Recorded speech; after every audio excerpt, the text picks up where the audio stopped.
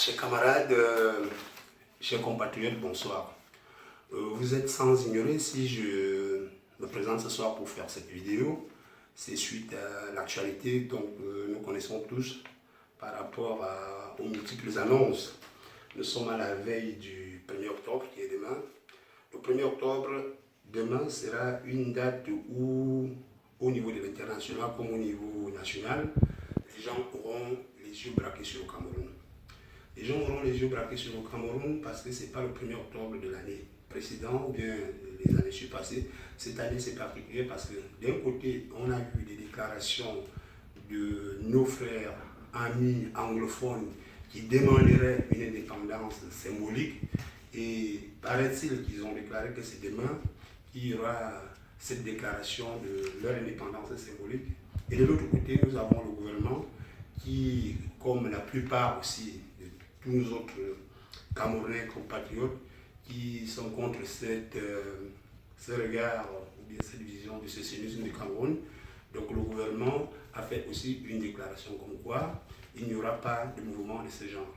Et vous êtes sans ignorer, depuis une semaine, il y a des informations qui circulent dans les réseaux sociaux. Aujourd'hui, j'ai regardé par exemple TV25 Monde, où j'ai suivi une très belle intervention qui était présentée par notre Denise Epouté. Il y avait Ousmane Hassan Diop, le reporter RFI, et il y avait Jean-Baptiste le Camerounais, qui ont essayé d'analyser cette problématique des anglophones. Je me souviens que nous autres, en tant que diaspora, il est bien vrai que je ne suis pas légitimé par tous les représentants de la diaspora, mais ce qui se retrouve dans mes propos, depuis près de 2 mois aujourd'hui, nous disons que nous étions anglophones parce que c'était un malaise social qui regardait tous les Camerounais. On ne voyait pas comment il y aura une partie du Cameroun qui aura un statut spécial pendant que le reste des Camerounais ils vont rester comme ça à la vérité. Mais il semblerait qu'en fait notre gouvernance, ça c'est sûr, ce n'est même pas qu'il semblerait, nous avons vu depuis que ce problème se pose depuis 1 an, ils n'ont utilisé que des méthodes répressives. Beaucoup d'opposants ou bien des personnes politiques ont dénoncé cet effet des choses en demandant au gouvernement, en demandant au président de la République de procéder au dialogue. Il est bien vrai que nous connaissons l'attitude de notre président de la République, lui qui est généralement docile, trop calme et qui n'intervient pas très bruyamment. Quelque part, ça lui vaut des coups, comme aussi ça vaut des fois des réussites dans ces multiples négociations. Je voudrais dire quelque chose par rapport aux deux déclarations qui m'ont beaucoup choqué, en commençant par les déclarations du ministre de la Communication qui a eu à déclarer pour la première fois, c'est le jour que moi j'ai suivi pour la première fois, il a assimilé les manifestants anglophones aux terroristes. J'ai vraiment été choqué parce qu'en fait, je me suis dit, c'était vraiment mettre de l'huile sur le feu. C'est-à-dire, c'est les Camerounais comme nous autres, comme on a l'habitude de dire, qui ont des revendications et on ne saurait les associer aux terroristes. Le problème du Cameroun aujourd'hui, avec cette demande d'indépendance, ne me renvoie pas le Cameroun à une position spéciale. On a ces problèmes au Sénégal avec la Casamance, on a ces problèmes avec la Catalogne en Espagne, on a même ces problèmes aussi en France avec l'Écosse. Mais je me demande comment nos politiques, nos gouvernements, eux, ne s'inspirent pas des exemples qui se passent ailleurs pour essayer de désamorcer cet effet de choses. Ils ont commencé par des méthodes répressives que vous connaissez très bien. On a coupé Internet, on a coupé la lumière, mais ça n'a pas solutionné le truc. Ils ont enfermé des leaders d'opposition et le président a pris dernièrement la ferme résolution de les libérer, ce qui a, pour certains nombres parmi nous, nous avons encouragé cette décision, mais vous voyez, ça n'a pas calmé les choses. Le problème, c'est quoi? Avec les mots terre à terre, comme on dit au quartier, moi, j'étais vraiment choqué, très choqué. Pourquoi? Parce qu'un mouvement comme celui de demain, qui représente le 1er octobre, moi j'ai envie de poser une seule question à son excellence, M. Jacques Famendongue. Et dans son appel avec aussi son excellence Laurent Esco, et dans leurs différents appels, ils ont demandé à tous les militants du RDPC, qui n'est qu'un simple parti politique comme le reste, de se mobiliser demain pour parler de l'unité nationale. Or, c'est des hommes politiques qui sont dans le gouvernement. Moi j'ai halluciné. Je me suis demandé, est-ce que c'est voulu ou bien c'est le côté de leur communication par rapport à leur parti politique. Demain, à mon sens, je crois, c'est un appel à tous les patriotes. Moi, je dirais, chaque Camerounais qui se retrouve, Camerounais qui est contre le fédéralisme, qui est contre le sécessionnisme, il n'a qu'à sortir demain avec un drapeau vert, rouge, jaune en direction du monument qui représente l'unité nationale. Ça fait des années qu'on dénonce cette manière de procéder par les Camerounais. Déjà, même l'année dernière, j'ai parlé déjà un truc, une chose sur comment on célèbre le 20 mai, qui est une fête nationale, où je n'avais jamais vu des affiches avec cette représentation qu'on nous a pris pendant des années, pendant notre enseignement, que ce monument de Ngouaïkele, c'est l'unité nationale, ça symbolise l'unité nationale. Et demain, c'est cette unité nationale que nous voulons dire, nous ne voulons pas un Cameroun divisé. Je me suis posé la question, est-ce que c'est le RDPC qui représente déjà les institutions du Cameroun? Est-ce que maintenant, pour parler du Cameroun, il faut parler du RDPC? Et dans leur manière de faire cet appel, j'ai pensé à ces élèves de Bamenda. Au début de ces manifestations, on a vu, quand il y a eu, ces leaders ont décidé qu'il n'y avait plus d'école là-bas, on a vu des enfants qui ont pris le risque d'aller à l'école et qui se faisaient tabasser par nos frères. Moi, je les appelle toujours nos frères, moi, je ne peux pas les associer aux terroristes parce qu'aujourd'hui, la démocratie, ceci, c'est de savoir, comprendre, écouter ceux qui sont en face de vous. Parce que c'est le Cameroun. Le Cameroun est indivisible, le Cameroun est un. C'est le Cameroun de Oumio, c'est le Cameroun de Noumie, c'est le Cameroun de Douala Mangabel, tous ceux qui ont demandé cette indépendance et paix à leurs âmes. C'est les gens qui ont lutté, c'est leur Cameroun. Et ces gens, je me dis qu'ils tournent là, ils sont dans leur tombeau aujourd'hui, ils se disent, regardez comment ce Cameroun, cette lutte va aller en éclat. C'est même aussi le Cameroun de Paul Biya. Le Cameroun où Paul Biya est le président de la République. Mais nous demandons, c'est-à-dire nous autres, de la diaspora, nous savons très bien qu'on n'est pas très écoutés et ce n'est pas seulement que par ma voix. Beaucoup d'autres de la diaspora peuvent faire des vidéos, comme ils peuvent interpeller leur famille, leurs proches. Moi, je crois, je continue à le dire, demain, l'appel devrait être non seulement un appel patriotique, ça devrait être un appel national.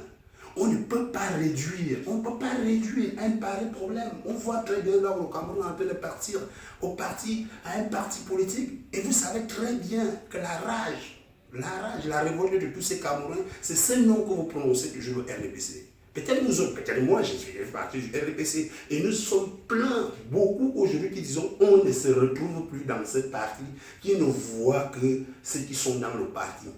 On aimerait être dans un parti qui travaille pour la prospérité de tous les Camerounais, qui travaille pour que tous les Camerounais intègrent. Moi, j'ai apprécié l'appel de Fania Asiga, que je suis rien que dans les réseaux sociaux, je ne le connais pas personnellement, qui lui a dit que demain, de 9 h, il va quitter de son quartier à Yéné à pied pour aller se prosterner pendant 15 minutes devant le monument de l'unité nationale. Voilà vraiment un appel. Il est bien vrai que lui aussi, il a essayé quand même de se dire au nom de son parti, moi j'aurais bien aimé, moi je me dis, j'aurais bien aimé, dans un moment crucial comme celui-ci, où on ne sait même pas qui finance, vous le savez, les services d'enseignement camerounais, qui finance ces gens qui sont déterminés. Parce que vous avez essayé, 2 semaines, 3 semaines, les boutiques étaient fermées, mais les gens vivaient, ces gens vivaient. Ça veut dire que vous devrez pousser la réflexion plus loin. C'est un mouvement tellement organisé, c'est très bien organisé que tel qu'on est en train de négliger, le Cameroun risque de s'embraser. Et c'est les Camerounais qui vont tuer d'autres Camerounais.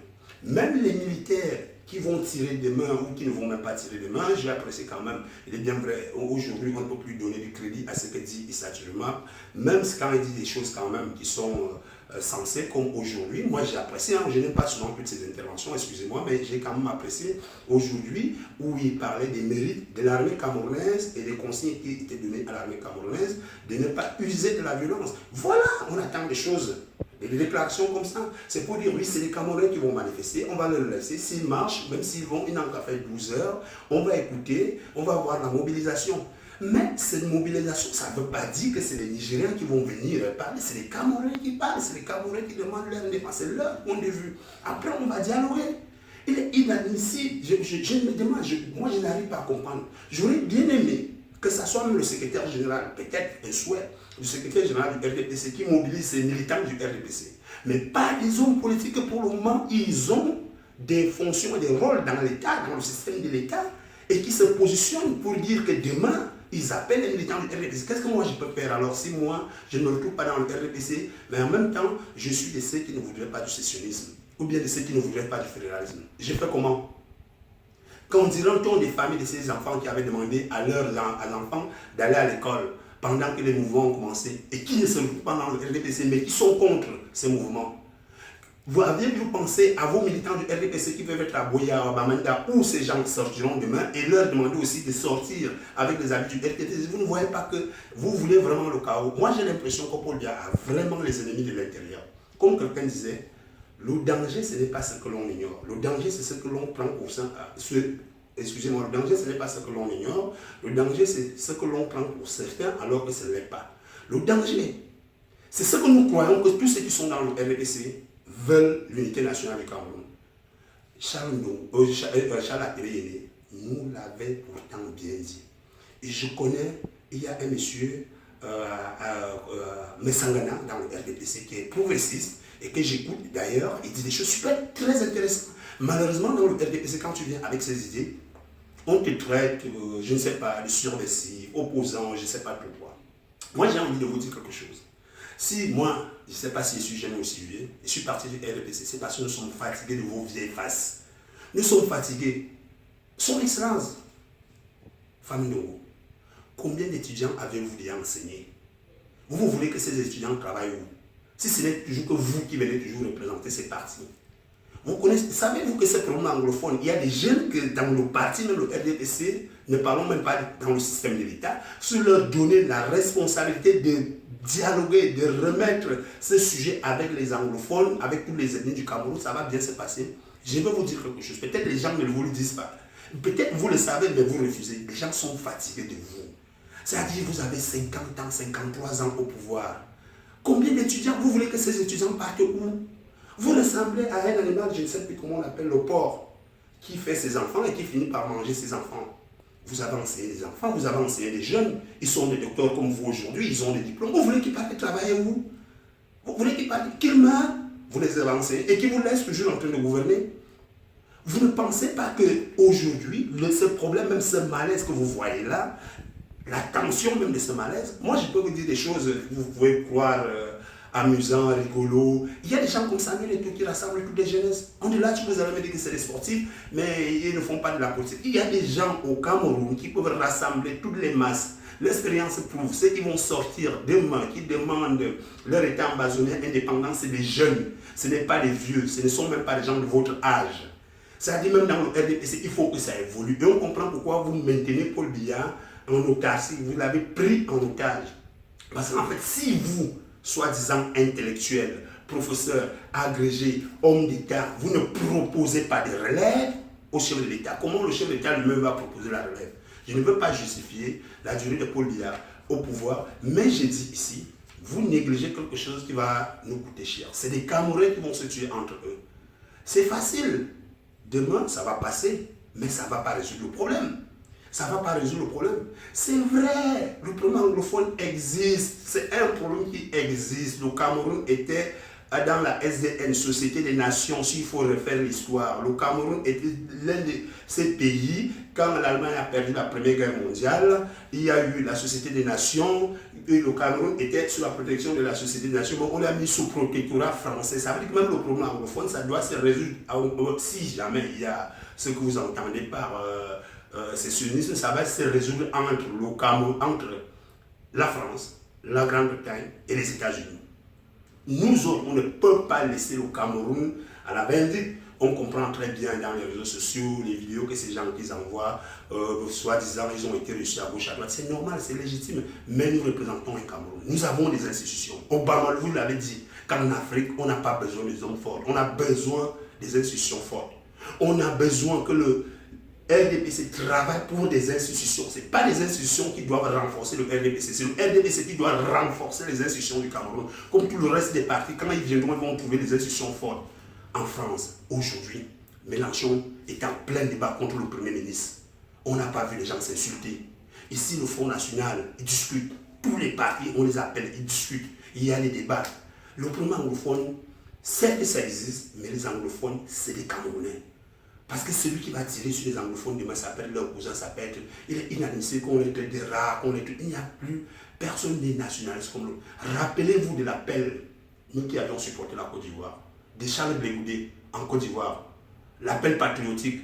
Je ne me rappelle pas que Charles Goudé avait fait appel aux militants de Barbeau. Il a fait appel patriotique à tous les jeunes Ivoiriens qui se retrouvaient. Ça pouvait être aussi l'occasion où le RDPC pouvait saisir pour envoyer des jeunes pour faire l'appel patriotique. Et demain, que ça soit Yaoundé, dans tous les tendus du territoire, les gens devaient se mobiliser pour dire que le Cameroun reste un et indivisible. Pas l'appel du RDPC comme vous l'avez fait. Vous êtes vraiment une chaussure dans le pied de Paul Biya aujourd'hui. On le sait. On le sait. Mais le problème, c'est que personne ne va échapper. Parce que ce qui s'est passé en Côte d'Ivoire, vous croyez que ça va se passer au Cameroun ou bien ce qui s'est passé au Congo? Rappelez-vous un peu du mouvement du 20 février au Maroc. Mais on a très bien vu. On voulait les réformes, mais les gens ne sont pas sortis pour dire que le roi doit tomber. Pourquoi vous voulez que tous les Camerounais prennent Paul Biya à contre-temps? Pourquoi on dit que ce n'est que Paul Biya? Et finalement, vous croyez que vous allez vous en sortir? 32 ans, 36 ans que vous travaillez avec lui. Nous autres, on ne connaît que Paul Biya. Le RDPC est né où? Le RDPC n'est pas né à Bamenda. Le RDPC est né à Yaoundé. Il faut faire très attention à ce que vous voulez.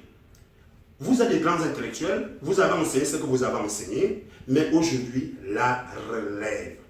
Chers compatriotes, chers amis, des quartiers difficiles, d'Ambabia, de Kolondongo, de Noubel, de Morada, moi je me retrouve en vous, de ceux qui partent parce qu'ils n'ont pas trouvé au Cameroun, qui sont migrants et qui voudraient revenir au pays pour bâtir ou bien participer à notre manière. Moi je vous dis, demain partout où vous serez, prenez votre drapeau vert ou jaune. Si vous voyez même les gens en RVC, inscrivez-leur. Ce n'est pas le RDPC qui est en danger demain, c'est les institutions, c'est notre pays. On a besoin de tout le monde demain. On a besoin de tout le monde. Prenez votre drapeau vert ou jaune, sortez demain pour montrer l'unité nationale, pour dire que le Cameroun indivisible est un. Vous qui êtes à Yaoundé, vous qui êtes à Tambafia, laissez ne serait-ce que 2 heures, vous viendrez revoir après. Mobilisez-vous, allez en Waikele demain.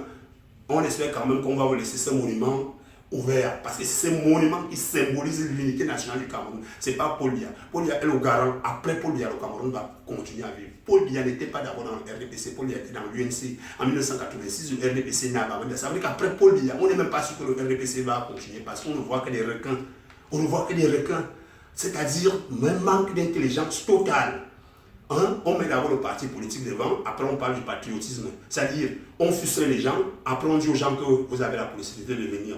Moi, je vous invite, ceux qui se retrouvent dans mes propos, faites un petit commentaire. Le Parlement est là. Demain, dites, à partir de ce soir, par tous les réseaux, dites à vos familles qu'il n'y ait pas peur. Demain, c'est normal de sortir avec le drapeau du drapeau du Cameroun pour symboliser notre unité nationale, que le Cameroun est indivisible et un. On ne peut pas accepter que c'est des forces exogènes. Détrompez-vous, vous qui voulez du sécessionnisme-là. L'étranger ne viendra jamais résoudre vos problèmes. C'est nous les Africains, c'est notre problème. On a tendance à se dire que c'est les Européens et les Occidentaux qui vont vous monter. Quand les Occidentaux vont venir, c'est leurs intérêts, pas vos intérêts. Ils vont vous monter, c'est les Camerounais qui vont tuer d'autres Camerounais.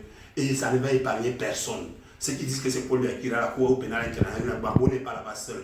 Hein? Même peut-être Barbeau, lui, est là-bas injustement. Mais je vous dis, vous tous, il y a des archives. Hein? Il y a des archives aujourd'hui qu'on peut se retrouver jusqu'au discours d'Aïdjo, jusqu'au secret avec les Paul Biya. Il y a des archives. Quand ça va s'éclater, là, il n'y aura personne. L'expérience prouve tout ce qu'ils nous ont enseigné, comme moi je dis, son excellence, sa femme et bien d'autres, vous voyez comment les égarements, soit c'est la vieille, soit c'est l'ignorance, soit ils ne sont pas, et c'est ça le problème du Cameroun, en équation ou en équation avec la réalité du terrain. Il y a tout un creux, il y a tout un fossé entre le Cameroun moyen, le Cameroun qui vit avec ces gens. Il y a tout un fossé. Et c'est ça que nous dénonçons aujourd'hui. Vous ne pouvez plus gérer le Cameroun comme quand vous avez pris le pouvoir. C'était 6 millions de Camerounais. Maintenant, nous sommes à 23 millions. Donc, chers Camerounais, j'ai fini là en vous disant, le Parlement salue tous ceux qui vont s'élever demain. Suivez ces appels d'autres partis politiques qui ne se sont même pas positionnés comme partis politiques, qui font des appels républicains, que chaque Camerounais se lève demain pour aller célébrer l'unité nationale, pour aller démontrer que le Cameroun indivisible est un. Laissez ces gens, s'ils pensent qu'au niveau de l'international, quand ils vont sortir avec leurs habits, c'est là on saura que le Cameroun est dirigé par le FRN. On sait déjà. Et c'est ça qui révolte, je continue à dire, c'est ça qui révolte. Mais ne le regardez pas. Demain, on va plus loin que ces petites conceptions, bien ces petits calculs politiciens qui veulent à tout prix mentir à Paul Biya que oui, c'est un rapport de force, tu as vu le RDPC. Le Cameroun, c'est pas le RDPC. Paul Biya a fait ce qu'il a fait, c'est normal. Maintenant, on commence à comprendre que travailler avec des requins comme ça, c'est pas possible. Même à un niveau, moi je suis sûr que ces vieux, quand il a plus de fois, ils voient des déclarations, il rit, il dit que voilà la politique, voilà les gens qui travaillent avec moi, voilà les gens qui veulent diriger le Cameroun après moi. Mais ça n'empêche qu'à 36 ans quand même, si vraiment c'est un bon démocrate, il faut qu'il pense déjà à donner la main à une autre personne. Le Parlement ne veut pas rester éternisé sur la chaise. Le débat est lancé. On attend vos commentaires. Merci et vive l'unité nationale. Que tous les Camerounais demain se lèvent comme un seul homme, du nord au sud, de l'est à l'ouest. Nous sommes anglophones, mais nous ne sommes pas sécessionnistes. Nous sommes anglophones, nous sommes Camerounais. Nous ne voulons pas de division. Ça, c'est un débat clair. Après, nos problèmes internes, on va les régler. C'est-à-dire, ceux qui veulent détruire le Cameroun, là, ils iront, ça c'est sûr, on va les laisser dans le débat, mais on ne va pas leur laisser l'accès. C'est pareil aussi comme en France, il y a le Front National avec leurs idées extrémistes, mais ça n'empêche, ce sont quand même des Français, mais ici, c'est des Corses, c'est des Catalans, comme je vous ai dit, c'est les Casamancais qui sont au Sénégal. Il ne faut pas que ce soit des étrangers qui viennent maintenant faire des analyses du Cameroun comme s'ils maîtrisaient le Cameroun plus que nous. Voilà notre réalité et on ne va jamais accepter que c'est des étrangers qui viennent parce qu'ils viennent là pour autre chose. Merci, le Parlement dit au revoir, vive l'unité nationale, nous pensons à vous. Nous qui sommes dehors, on restera branchés demain sur tout ce qui va se passer sur l'étendue des territoires. Mais un seul mot, nous sommes tous des Camerounais. Et pour l'unité nationale, le Cameroun c'est un et indivisible. Merci, bonne soirée à vous.